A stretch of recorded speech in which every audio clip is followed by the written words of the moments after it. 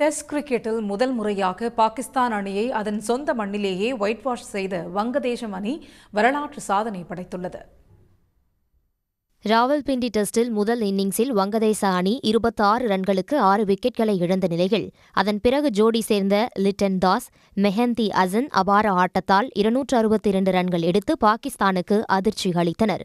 இரண்டாவது இன்னிங்ஸிலும் Abdullah Shafiq, Babur Assam, Shawn Masood, south Shakeel போன்ற முன்னணி வீரர்களின் சொதப்பல் ஆட்டத்தால் பாகிஸ்தான் 172 ரன்களுக்கு சுருண்டது.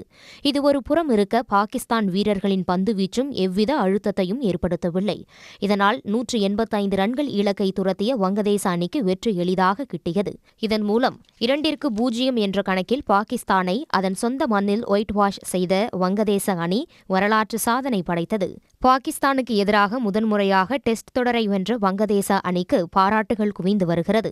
மறுபுறம் சொந்த மண்ணில் கடைசியாக விளையாடிய 10 போட்டிகளிலும் தொடர்ச்சியாக தோல்வியை தழுவிய பாகிஸ்தான் அணியை அந்நாட்டு ரசிகர்கள் கடுமையாக சாடி வருகின்றனர். உடனுக்குடன் செய்திகளை தெரிந்து கொள்ள சன் நியூஸ் பெல் ஐகானை கிளிக் பண்ணுங்க.